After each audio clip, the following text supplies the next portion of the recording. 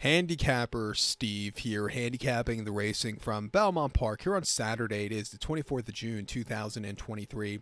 Gonna look at the sixth race from Belmont, but before I get on to that, remember to please follow me on Twitter at Horse Racing Kid 5 for more selections for race courses around the world, and I mean it, around the world. Before I go any further, remember to go check out my Royal Ascot preview because that's going to be an exciting final day of the card, and also some of those races will be connected with Belmont. They're going to connect this Wild Applause race, the sixth race I'm going to look at right now, in the cross country pick 5. So if you want to make a ticket, you could, and if you watch both videos, you could combine everything to make a ticket.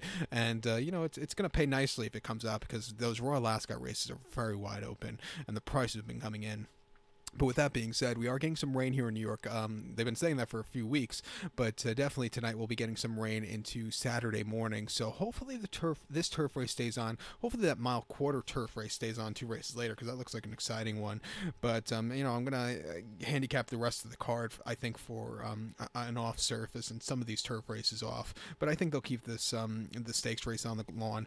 But the sixth race from Belmont, it is the Wild Applause Stakes. It's going for a purse of $150,000. Race for 3-year-old fillies.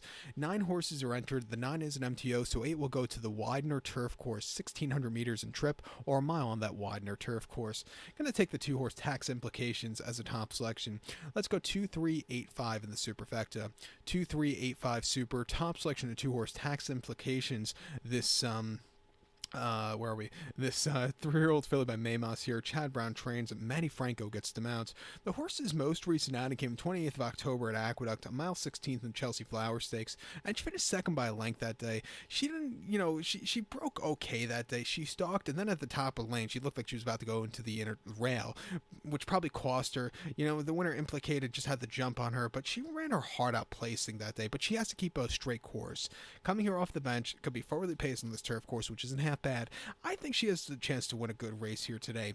On debut, she ran the 11th of September at Monmouth, a mile and a main special weight, win by 6 1/4 lengths from a tracking trip. When she got to the front end, she quickened up, and she went away with it. A very, very good run. She's been training very well at Saratoga on the Oklahoma training track, and something I've noticed the last couple weeks, those Oklahoma shippers from Saratoga have really been running these good bang-on races. So just, keep that form here at Belmont as we wind down.